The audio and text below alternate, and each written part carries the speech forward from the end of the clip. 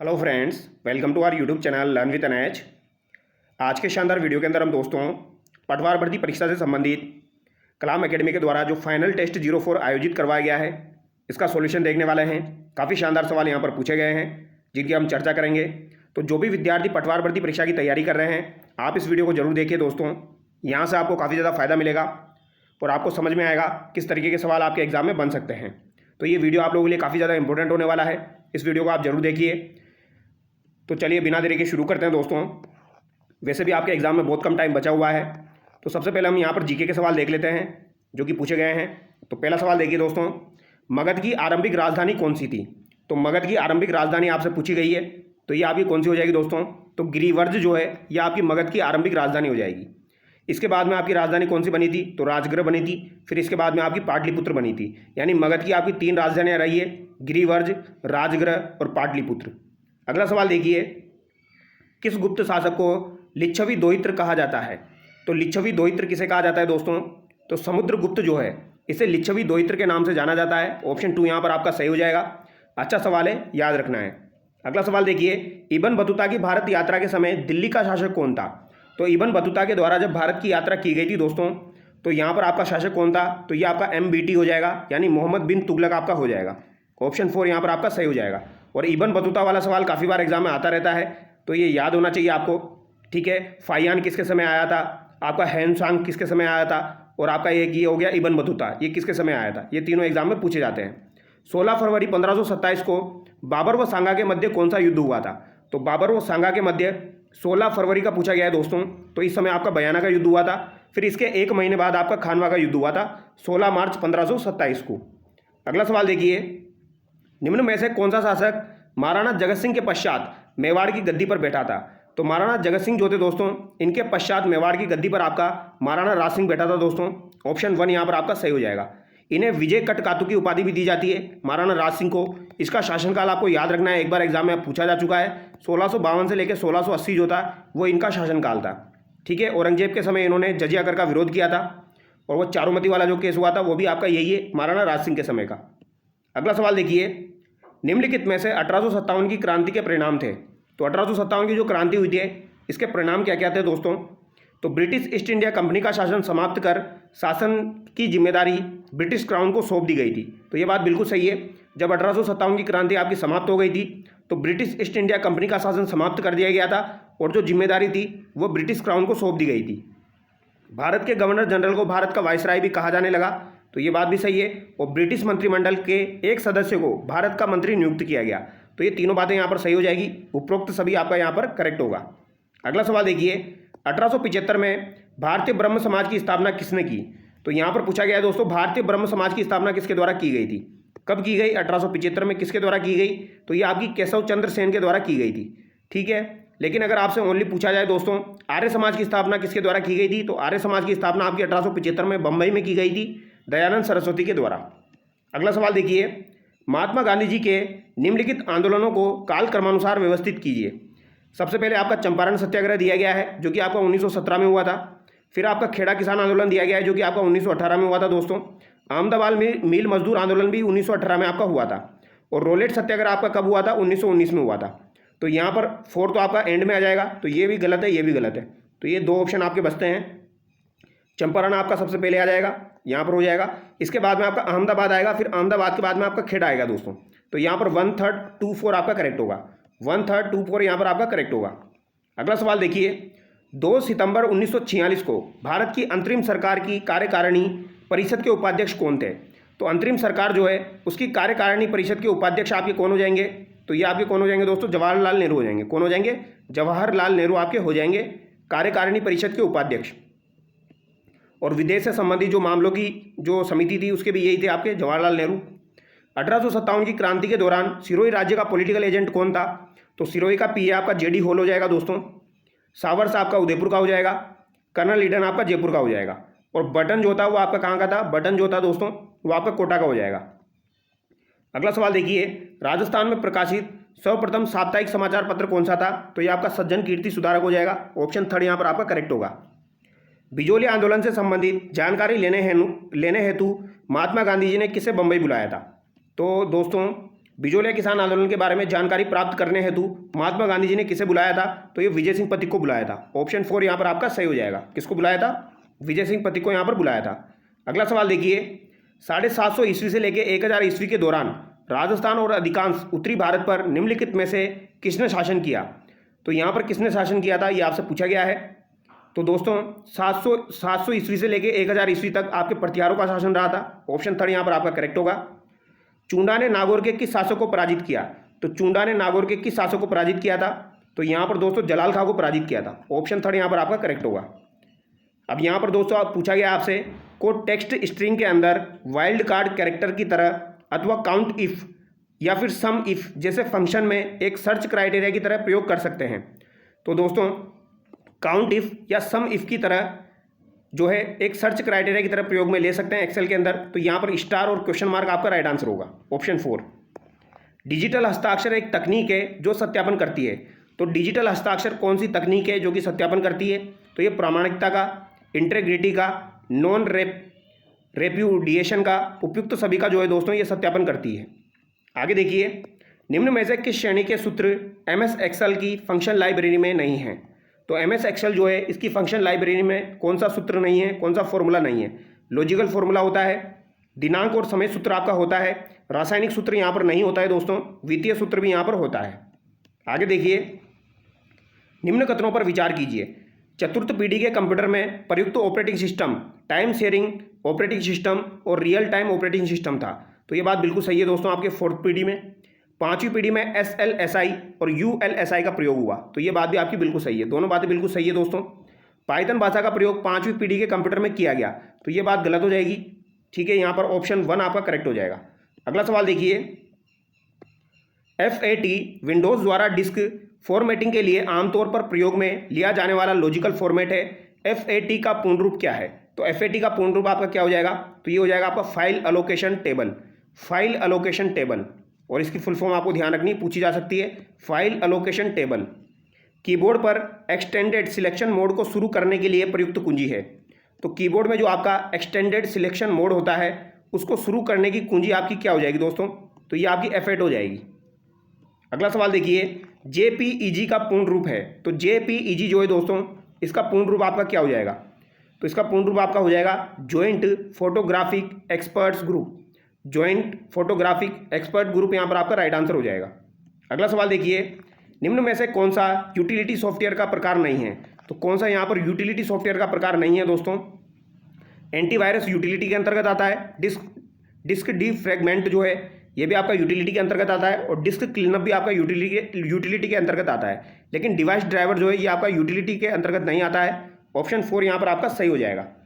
अगला सवाल देखिए, निम्न कथनों में से असत्य कथन का चयन कीजिए।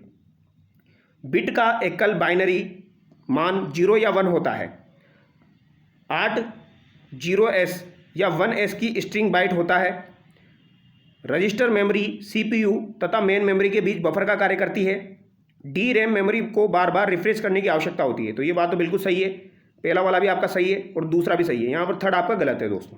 अगला सवाल देखिए, MS वर्ड के किसी डॉक्यूमेंट में किसके माध्यम से किसी पिक्चर को, डॉक्यूमेंट को, फोटो को या फाइल या फोल्डर को किसी वेब पेज का लिंक बनाया जाता है? तो किसी वेब पेज का लिंक बनाया जाता है तो किसके माध्यम से बनाया जाता है MS वर्ड में? तो ये हाइपर लिंक के माध्यम से बनाया जाता है। अगला सवाल देखिए, MS पावरपॉइंट में टेक्स्ट, ग्राफिक या वीडियो कंटेंट के लिए फ्री फॉर्मेटेड कंटेनर को कहा जाता है। तो फ्री फॉर्मेटेड कंटेनर को क्या कहा जाएगा MS पावरपॉइंट के अंतर्गत? तो ये प्लेस होल्डर इसे कहा जाता है। एक्सेल वर्कशीट में रो को हाइड करने की शॉर्टकट कुंजी है। इंपॉर्टेंट सवाल है, अगर रो को आपको हाइड करना है दोस्तों तो उसकी शॉर्टकट कुंजी आपकी क्या हो जाएगी? एग्जाम में पूछा जा चुका है, Ctrl+9। तो Ctrl+9 जो है दोस्तों ये आपकी शॉर्टकट कुंजी हो जाएगी रो को हाइड करने की। अगला सवाल देखिए, MS एक्सेल में किसी डेटा को फिल्टर या शॉर्ट करने के लिए किस मेन्यू का चयन करना होगा? तो किस मेन्यू का यहाँ पर चयन करना होगा आपको दोस्तों, ये आपको बताना है। Review tab, data tab, view tab या फॉर्मूला टैब? तो बताइए दोस्तों इसका राइट आंसर आपका क्या हो जाएगा? ये सवाल भी आपका एग्जाम में बन सकता है। तो यहाँ पर डेटा टैब आपका बिल्कुल करेक्ट होगा।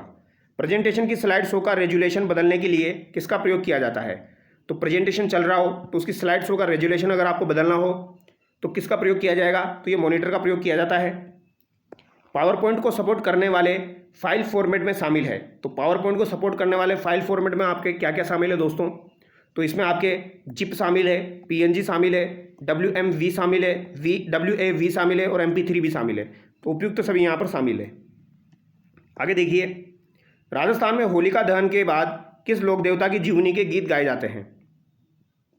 तो होलिका दहन के बाद कौन से लोक देवता के जीवनी के गीत गाए जाते हैं दोस्तों? तो तेजा जी के गीत गाए जाते हैं। ऑप्शन 2 यहाँ पर आपका सही हो जाएगा। लक्ष्मी कुमारी चुंडावत की कहानी हाडी रानी में सलूम्बर के किस शासक का वर्णन है? तो हाडी रानी में सलूम्बर के किस शासक का वर्णन है? तो सलूम्बर के आपके कौन हो जाएंगे दोस्तों? रावल रतन सिंह आपके हो जाएंगे। ऑप्शन 3 यहाँ पर आपका करेक्ट होगा।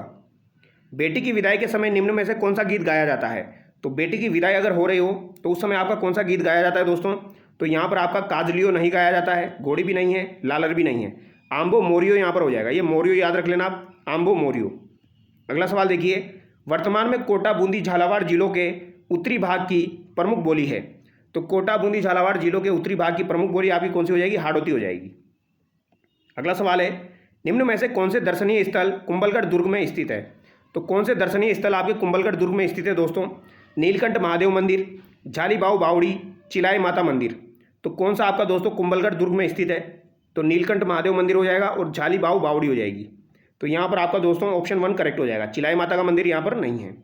आगे देखिए, जसमा ओडन किस नाट्य शैली से संबंधित है? तो जसमा ओडन जो है दोस्तों ये आपके भवाई नाट्य शैली से संबंधित है और भवाई नाट्य शैली के जो आपके दोस्तों जन्मदाता है वो कौन हो जाएंगे? बागाजी हो जाएंगे। निम्न में से कौन सा वाद्य यंत्र अलगोजा, बांसुरी और आपका शहनाई का मिश्रित वाद्य यंत्र है?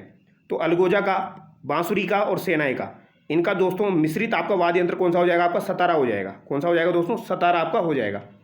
अलगोजा, बांसुरी और शहनाई का मिश्रित रूप आपका कौन सा हो जाएगा? याद रखना है आपको। तो ये आपका हो जाएगा सतारा। अगला सवाल देखिए, निम्न में से कौन सा युग्म सही सुमेलित नहीं है? ब्राह्मण देवता की छतरी कोटा दिया गया है, जो कि गलत है आपकी दोस्तों। ब्राह्मण देवता की छतरी आपकी कोटा में नहीं है। अब ये सवाल आप लोगों के लिए, ब्राह्मण देवता की छतरी कहाँ पर स्थित है? इसका आंसर आप क्या करेंगे? कमेंट करके बताएंगे, ठीक है? कमेंट करके आप बताएंगे ब्राह्मण देवता की छतरी आपकी कहाँ पर स्थित है। कुंवर पृथ्वीराज की छतरी कुंभलगढ़, जो कि आपकी 12 खंभों की छतरी हो जाएगी, बिल्कुल सही है। 84 खंभों की छतरी बूंदी में हो जाएगी, बिल्कुल सही है। और 80 खंभों की छतरी आपकी अलवर में हो जाएगी, मूसी महारानी की छतरी। जसवंतड़ा का निर्माण आपका सरदार सिंह के द्वारा करवाया गया था। कहाँ पर करवाया गया था? तो ये आपका जोधपुर में करवाया गया था। तो ये तीनों बातें आपकी सही है, 1 यहाँ पर आपका गलत हो जाएगा। अगला सवाल देखिए, लकड़ी के बने देव विमान जिनकी देव झूलनी एकादशी पर झांकी निकाली जाती कहलाते हैं। तो देव झूलनी एकादशी पर दोस्तों आपकी झांकी निकाली जाती है। तो ये आपके दोस्तों लकड़ी से बने विमान क्या कहलाते हैं? बेवाण कहलाते हैं। निम्न में से कौन सा मेला भाद्रपद माह में आयोजित नहीं होता है? तो भाद्रपद महीने में कौन सा मेला आपका आयोजित नहीं होता है भैया? बरतरी मेला आयोजित होता है, खेजडली मेला आपका भाद्रपद में आयोजित होता है, तेजा दशमी जो है ये भी आपकी दोस्तों भाद्रपद माह में आती है। जोहर मेला जो है ये आपका भाद्रपद माह में नहीं आता है। ऑप्शन 4 यहाँ पर आपका सही हो जाएगा। अगला सवाल देखिए, राजस्थान में स्त्रियों द्वारा लहरिया किस अवसर पर पहना जाता है? तो राजस्थान में महिलाओं द्वारा जो लहरिया पहना जाता है ये श्रावणी तीज पर आपका पहना जाता है। तो ऑप्शन 2 यहाँ पर आपका करेक्ट हो जाएगा, ठीक है? ऑप्शन 2 यहाँ पर आपका सही हो जाएगा। अगला सवाल देखिए, ये यहाँ पर रीजनिंग के सवाल है दोस्तों। रीजनिंग के सवाल आप खुद से कर लेना, इसकी PDF मैं आपको टेलीग्राम पर प्रोवाइड करवा दूंगा। पहले हम जीके के सवाल देख लेते हैं दोस्तों, जो कि आपके महत्वपूर्ण है।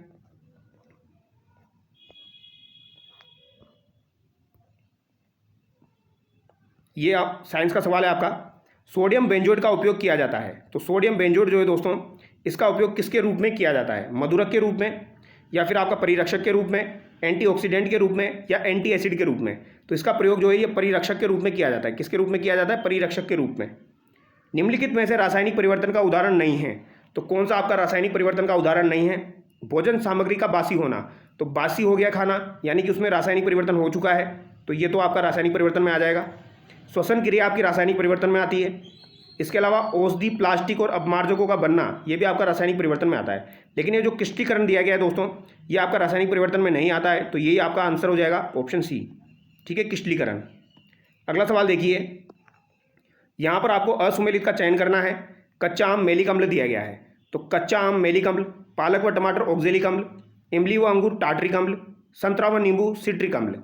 तो संतरा और नींबू में सिट्रिक अम्ल बिल्कुल सही है। इमली और अंगूर में, दोनों का याद रखना है, अंगूर और इमली में टार्ट्रिक अम्ल आपका होता है।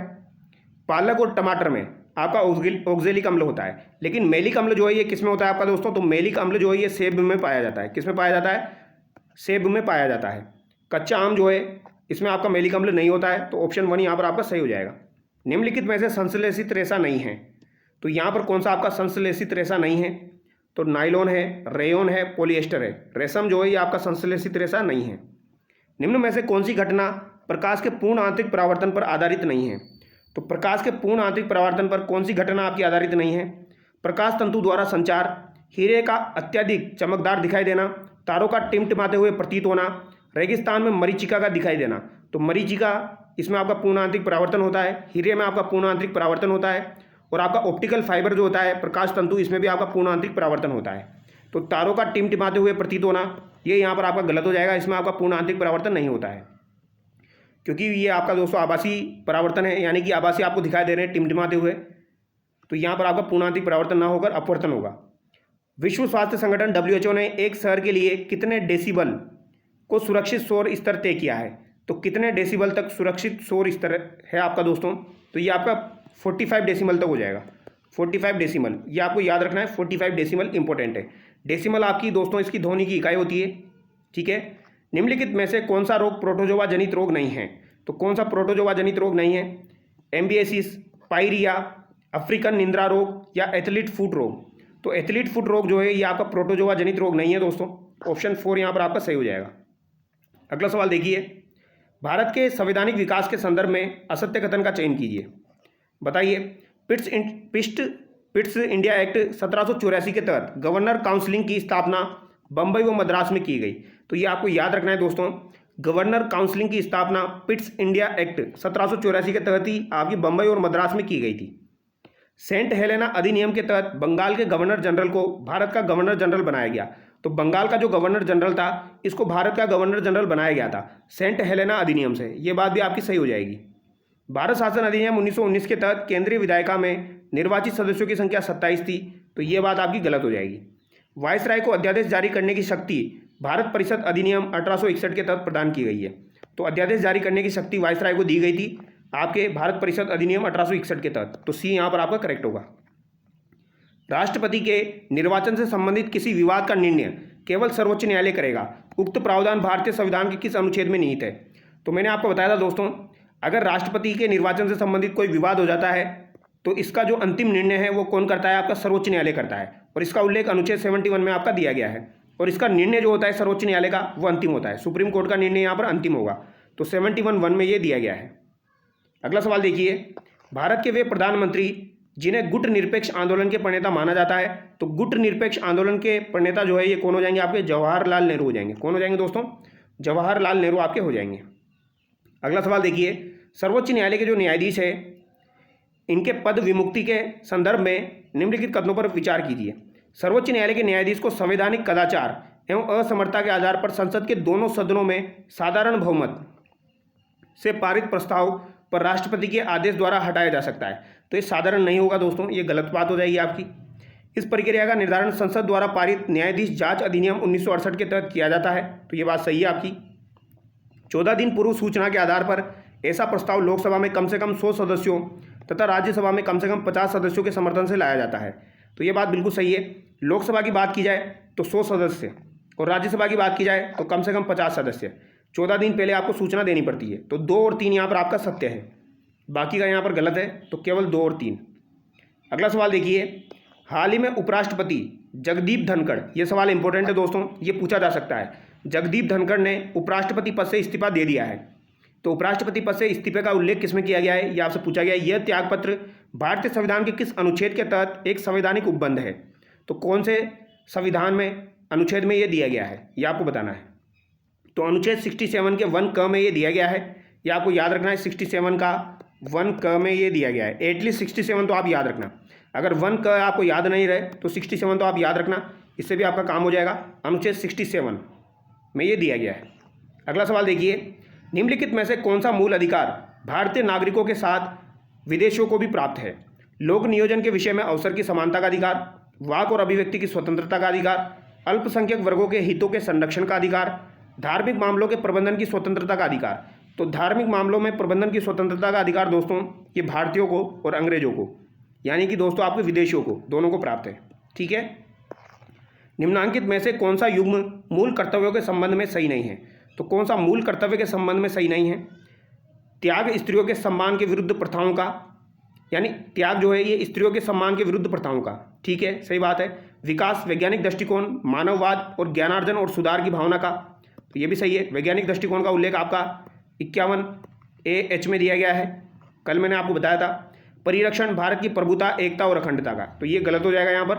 भारत के सभी लोगों में समर्थता और सम्मान की, भ्रातृत्व की भावना का, तो ये बात सही है। 1, 2, 4 यहाँ पर आपका सही हो जाएगा। आगे देखिए, यहाँ पर आपको दोस्तों नीति निर्देशक तत्व दिए गए हैं और अनुच्छेद से मिलान करना है। जैसे ग्राम पंचायतों की स्थापना जो है ये आपकी अनुच्छेद 40 में दी गई है, तो ए में तो आपका 4 हो जाएगा, 2 ऑप्शन आपके गए। ठीक है, नशीली औषधियों और मदिरापान का जो उल्लेख है ये आपका अनुच्छेद 47 में हो जाएगा, तो बी में आपका 1 हो जाएगा। ऑप्शन 3 यहाँ पर आपका करेक्ट हो जाएगा।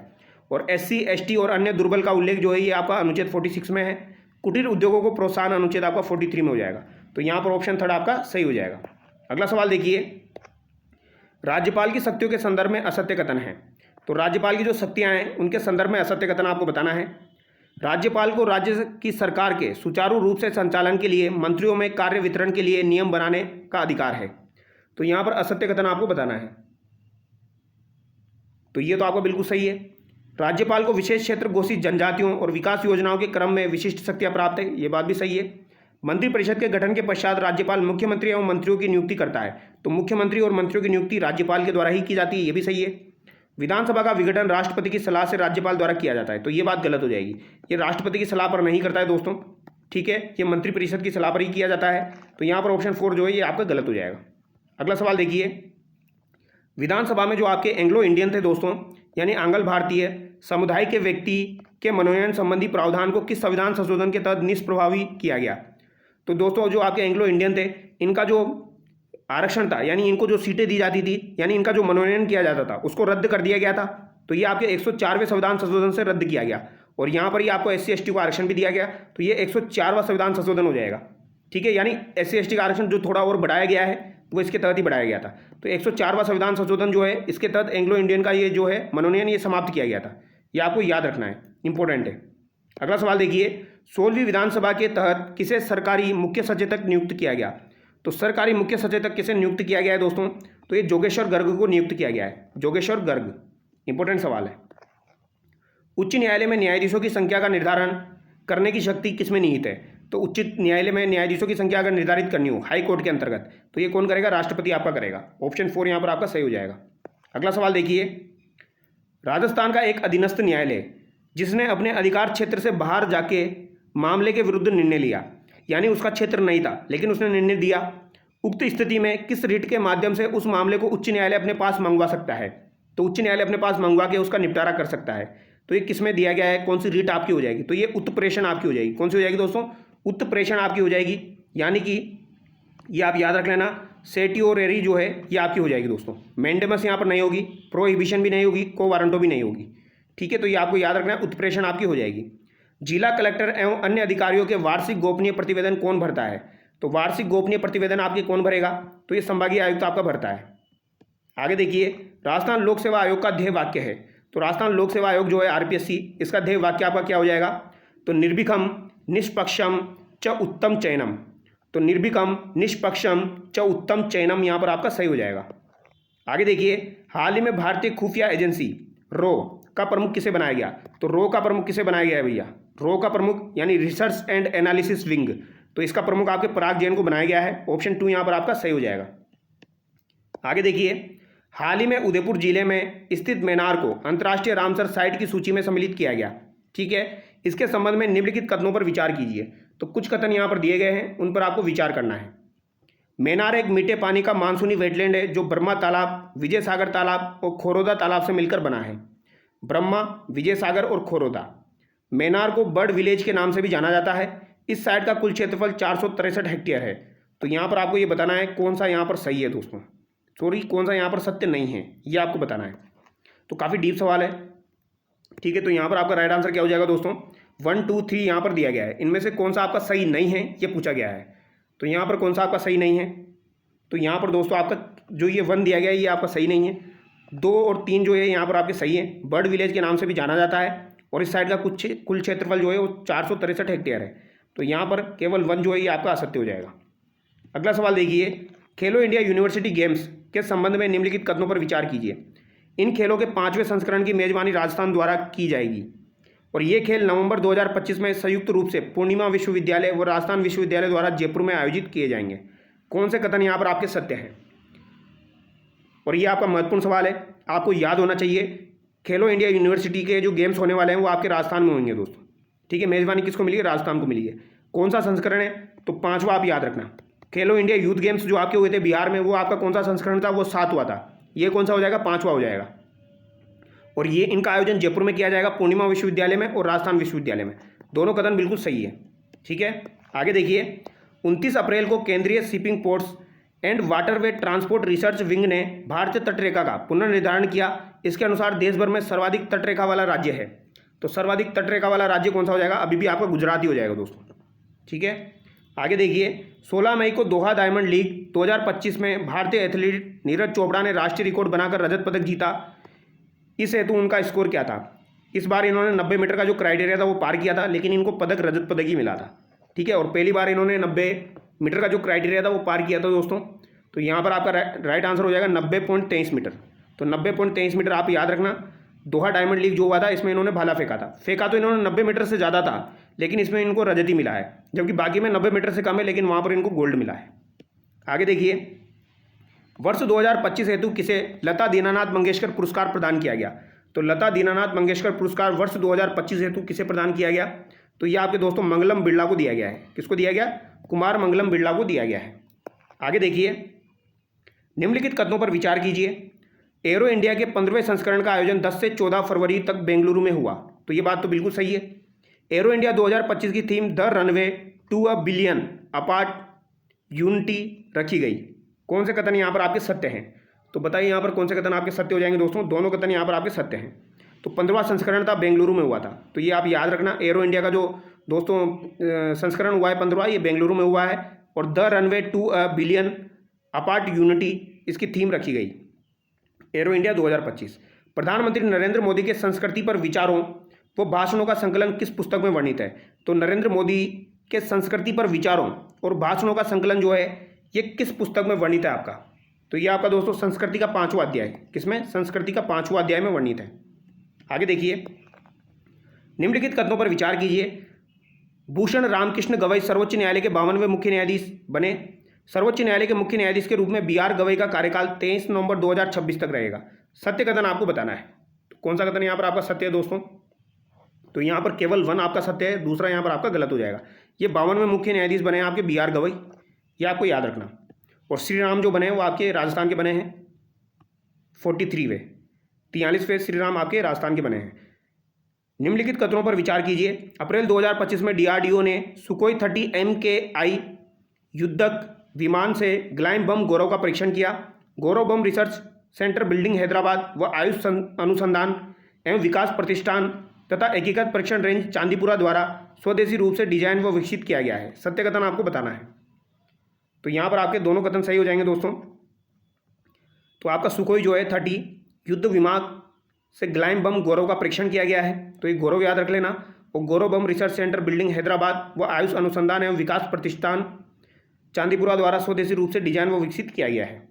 आगे देखिए, पांगांग सो तथा सोमू रिरी झील कहाँ स्थित है?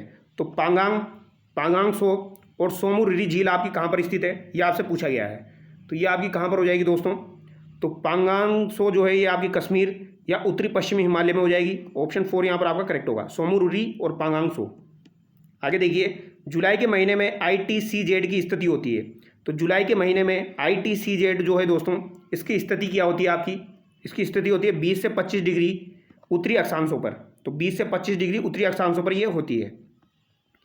जब नदियाँ किसी पर्वत से निकलकर सभी दिशाओं में प्रवाहित होती है तो यह अपवाह प्रतिरूप कहलाता है। तो सभी दिशाओं में प्रवाहित होती है, यानी एक जगह से निकलकर इधर भी जा रही है, इधर भी जा रही है, इधर भी जा रही है, इधर भी जा रही है, सब तरफ जा रही है। तो इस अपवाह प्रतिरूप को क्या कहा जाएगा? तो इस अपवाह प्रतिरूप को क्या कहा जाता है? अरीय कहा जाता है। इंपॉर्टेंट सवाल है, याद रखना है, अरीय। ठीक है। एक आपका अपकेंद्रीय होता है, एक अभिकेंद्रीय होता है। अभिकेंद्रीय का मतलब क्या होता है दोस्तों? अभिकेंद्रीय का मतलब होता है सेंटर की तरफ आ रही हो, यानी नदियाँ जो है सेंटर की तरफ आ रही हो तो इसे क्या कहा जाएगा, इसे अभिकेंद्रीय कहा जाएगा। और अपकेंद्रीय सेंटर से निकल के आपकी अलग अलग दिशाओं में जा रही हो तो उसे कहा जाएगा फिर आपका अपकेंद्रीय। यहाँ पर आपका राइट आंसर अरीय हो जाएगा।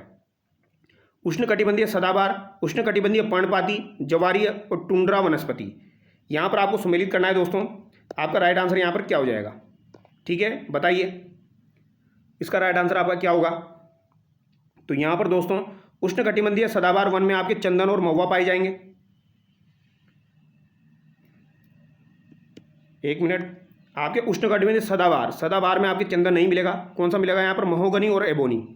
तो महोगनी और एबोनी जो है दोस्तों ये आपके कहाँ पर मिलेगा, उष्णकटिबंधीय सदाबहार हो जाएंगे महोगनी एबोनी, और उष्णकटिबंधीय पर्णपाती हो जाएंगे आपके चंदन व महुआ, और ज्वारी आपके हो जाएंगे मैंग्रोव और सुंदरी, और टुंड्रा वनस्पति काई और लाइकेन आपका हो जाएगा। तो टुंड्रा में काई और लाइकेन हो जाएगा, ज्वारी में मैंग्रोव और सुंदरी हो जाएगा, उष्णकटिबंधीय पर्णपाती में चंदन और महुआ हो जाएगा, और सदाबहार में आपका महोगनी और एबोनी हो जाएगा। ऑप्शन 2 यहाँ पर आपका सही हो जाएगा। अगला सवाल देखिए, नीचे 2 वक्तव्य दिए गए हैं, एक को अभिकथन ए तथा दूसरे को कारण आर कहा गया है, तो सही उत्तर का चयन करना है। बताइए दोस्तों 122 क्वेश्चन का आपका राइट आंसर क्या हो जाएगा। वस्त्र उद्योग मुख्य रूप से बाजार की निकटता में स्थानीयकृत होते हैं, कपास विशुद्ध कच्चा माल है, तो इनमें से कौन सा आपका सही है ये आपको बताना है। तो ए और आर दोनों सही है, लेकिन आर ए का सही स्पष्टीकरण है, ये बात भी यहाँ पर सही है। ऑप्शन 1 यहाँ पर आपका सही हो जाएगा। वस्त्र उद्योग मुख्य रूप से बाजार की निकटता में स्थानीयकृत होते हैं, तो बाजार की निकटता में स्थानीयकृत होते हैं, और कपास विशुद्ध कच्चा माल है, दोनों बातें यहाँ पर आपकी सही है। आगे देखिए, राष्ट्रीय हरित हाइड्रोजन मिशन 2023 के तहत देश में 2030 तक प्रतिवर्ष कम से कम कितना हरित हाइड्रोजन उत्पादन क्षमता का लक्ष्य रखा गया है। तो 2030 तक कितना हरित हाइड्रोजन उत्पादन क्षमता का लक्ष्य यहाँ पर रखा गया है, तो ये रखा गया है आपका 5 मिलियन मीट्रिक टन। कितना रखा गया है, 5 मिलियन मीट्रिक टन। आगे देखिए, कौन सा प्रदेश भारत के जैव विविधता हॉटस्पॉट में शामिल नहीं है। तो जैव विविधता हॉटस्पॉट में शामिल नहीं है, पश्चिमी घाट शामिल है, निकोबार द्वीप, हिमालयन, पूर्वी घाट। तो यहाँ पर दोस्तों पूर्वी घाट आपका शामिल नहीं है, ऑप्शन 3 यहाँ पर आपका करेक्ट हो जाएगा। पश्चिमी घाट है, निकोबार द्वीप है, हिमालयन है, ठीक है। इसके अलावा एक आपका इंडो बर्मा हो जाता है, वो भी है। 4 हॉटस्पॉट हो जाएंगे। राजस्थान के निम्नलिखित में से किस जिले में स्पाइस पार्क स्थित है। तो स्पाइस पार्क आपका कहाँ पर हो जाएगा, कोटा में हो जाएगा दोस्तों। अगला सवाल देखिए, निम्नलिखित में से कौन सा कथन यहाँ पर सही नहीं है। कौन सा कथन यहाँ पर सही नहीं है, देश के कुल क्षेत्रफल में राजस्थान का क्षेत्रफल 10.41% है, तो ये बात तो सही है। उत्तर दक्षिण विस्तार 869 किलोमीटर है। राजस्थान देश के उत्तर पश्चिमी भाग में अवस्थित है। राजस्थान की राज्य सीमा की कुल लंबाई 5920 किलोमीटर है, तो ये बात भी सही है, ये भी सही है और ये भी सही है। जो 869 दिया गया है ये आपकी पूर्व से पश्चिम की लंबाई है, पूर्व से पश्चिम की, तो ये बात आपकी गलत हो जाएगी। जो उत्तर से दक्षिण की लंबाई है वो 826 है, हो जाएगी आपकी 826 किलोमीटर। माही और बनास बेसिन में निम्नलिखित में से कौन सी फसल सर्वाधिक मात्रा में पैदा की जाती है। तो माही और बनास बेसिन की पूछा गया है, कौन सी फसल सर्वाधिक मात्रा में पैदा की जाती है। तो इधर मक्का आपकी सबसे ज़्यादा होती है दोस्तों, और मक्का अनुसंधान केंद्र आपका इधर ही बना हुआ है, दक्षिणी राजस्थान में। निम्न में से किस जिले में पर्यटन स्थल केला पानी स्थित है। तो केला पानी आपका कहाँ पर स्थित है। तो केला पानी जो है दोस्तों ये आपका बांसवाड़ा में स्थित है। कहाँ पर स्थित है, केला पानी आपका बांसवाड़ा में स्थित है। अब यहाँ पर ये हिंदी के सवाल है, गायक शब्द का शुद्ध संधि विच्छेद होगा। तो गायक शब्द जो है इसका शुद्ध संधि विच्छेद क्या हो जाएगा आपका, ये आपको बताना है। तो गे प्लस अक गायक आपका हो जाएगा, गे प्लस अक गायक। इसमें कौन सी संधि आपकी हो जाएगी दोस्तों, तो ये आपकी अयादी संधि हो जाएगी। निम्न में से कौन सा विकल्प सुमेलित नहीं है। कौन सा सुमेलित नहीं है, दीन गरीब, दीन दिवस, गिरा पर्वत, गिरी वाणी, खंजन एक छोटी चिड़िया, खंजर कटार, जगत संसार, जगत कुएं का चबूतरा। अब यहाँ पर कौन सा सुमेलित नहीं है ये आपको बताना है। तो दीन का मतलब गरीब होता है, सही है, और दिन का मतलब दिवस होता है, ये भी सही है, पहला तो सही हो गया। खंजन जो है एक छोटी चिड़िया, और खंजर कटार, तो ये भी आपका सही है। जगत संसार होता है जिसमें आपका ये हलंत लगा हुआ है दोस्तों, तो ये तो संसार हो जाएगा, और जगत आपका कुएं का चबूतरा हो जाएगा, ये भी आपका सही है, और एग्जाम में पूछा जा चुका है, महत्वपूर्ण है, आपका याद रखना है। गिरा पर्वत और गिरीवाणी ये यहाँ पर आपका गलत दिया गया है दोस्तों, ऑप्शन 2 यहाँ पर आपका गलत हो जाएगा, ठीक है। यहाँ पर राइट आंसर आपका ऑप्शन 2 हो जाएगा। अगला सवाल देखिए, निम्नलिखित में से सु उपसर्ग रहित शब्द है। तो सु उपसर्ग रहित शब्द कौन सा है, यानी जिसमें आपका सु उपसर्ग नहीं है, यह आपसे पूछा गया है।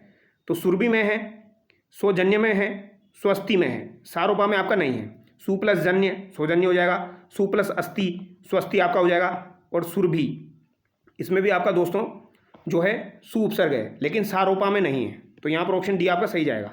अगला सवाल देखिए,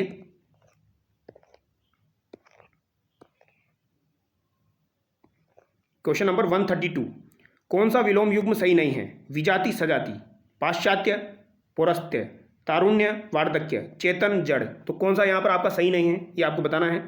पाश्चात्य का पौरस्त्य सही है, तारुण्य का वार्धक्य सही है, चेतन का जड़ सही है। विजाति का जो सजाति दिया गया है ये गलत हो जाएगा दोस्तों, ऑप्शन 1 यहाँ पर आपका गलत हो जाएगा। कौन सा समास विग्रह गलत है? तो कौन सा समास विग्रह आपका गलत हो जाएगा? उड़न खटोला, उड़ने वाला खटोला, घन घोर घन के समान घोर, त्रिनयन, त्रि है नयन जिसके, नवरत्न, नवरत्नों का समाहार। कौन सा विग्रह यहाँ पर आपका गलत हो जाएगा? घन घोर घन के समान घोर सही है, त्रि है नयन जिसके, त्रिनयन ये भी सही है, नवरत्नों का समाहार, नवरत्न भी यहाँ पर सही है। उड़न खटोला, उड़ने वाला खटोला यहाँ पर गलत दिया गया है। अगला सवाल देखिए, किस शब्द में इला प्रत्यय आपका नहीं है? तो इला प्रत्यय किसमें नहीं है दोस्तों? इला प्रत्यय आपका किसमें नहीं है? रसीला, मंझला, लजीला, चमकीला। तो बताइए इला प्रत्यय आपका किसमें नहीं है दोस्तों? तो रसीला में भी है, रस प्लस इला, चमक प्लस इला, लज प्लस इला। यहाँ पर मझला में आपका नहीं है।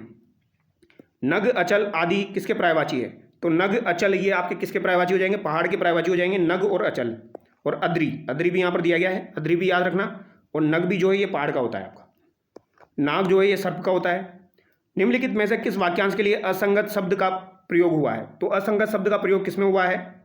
जीने का इच्छुक जिजीविषु, जिसे जीतना आसान न हो दुर्लभ, कोई काम करने की इच्छा चिकित्सा, रचना करने की इच्छा शीर्षकसा।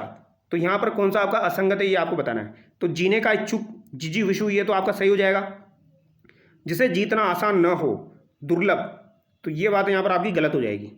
ठीक है, कोई काम करने की इच्छा चिकित्सा, रचना करने की इच्छा सिसरसा, ये यहाँ पर आपके सही दिए गए हैं। इनमें से किस विकल्प में अशुद्ध शब्द है? तो अशुद्ध शब्द किस विकल्प में आपके हो जाएंगे? मैथिली, आकृष्ट, याज्ञवल्क्य, बरात। तो कौन सा यहाँ पर अशुद्ध है ये आपको बताना है। तो यहाँ पर मैथिली जो दिया गया है ये अशुद्ध है दोस्तों। ठीक है, 137 में 1 यहाँ पर आपका सही हो जाएगा। आकृष्ट, बरात और यहाँ पर याज्ञवल्क्य बिल्कुल सही दिया गया है। शुद्ध वाक्य का चयन करें। आप कब जाओगे? यह कपड़ा सबसे उत्तम है, 5 फूलों की माला ले आइए, मैंने आपको प्रणाम किया था। तो यहाँ पर शुद्ध वाक्य आपका कौन सा है?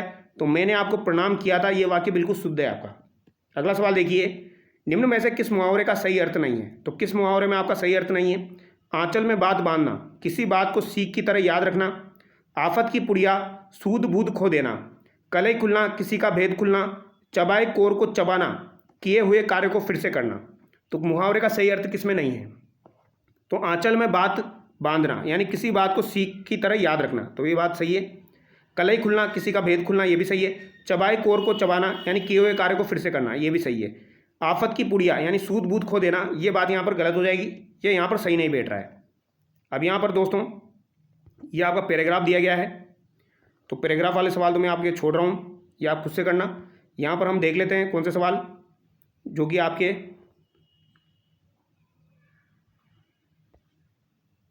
एरर से संबंधित सवाल दिए गए हैं। एरर के सवाल आपके पूछे जाएंगे, उनको हम देख लेते हैं। क्वेश्चन नंबर 146 देखिए दोस्तों, the Tata group owns many industries that are spread across the globe, या फिर नो एरर। तो यहाँ पर क्या आपका राइट आंसर हो जाएगा दोस्तों? तो many industries that are spread, इसमें आपकी गलती हो जाएगी, एरर हो जाएगी। She has not been to the restaurant much late, no error. तो she has not been to the restaurant much late, no error. तो इसमें क्या हो जाएगा आपका? मच लेट में यहाँ पर मिस्टेक है। My brother find it difficult to pass away the time at our grand parents house, no error. तो यहाँ पर किस में आपकी मिस्टेक हो जाएगी? क्वेश्चन नंबर 148 में दोस्तों, तो यहाँ पर to pass away the time में मिस्टेक हो जाएगी आपकी। No sooner had he finished his morning walk when it began to rain, no error. तो यहाँ पर क्या आंसर होगा आपका? तो no sooner had he finished his morning walk when it began to rain, तो यहाँ पर इसमें आपकी मिस्टेक है when it began to rain में। On Sundays I prefer reading that going out visiting my friends, no error. तो इसमें क्या हो जाएगा आपका दोस्तों?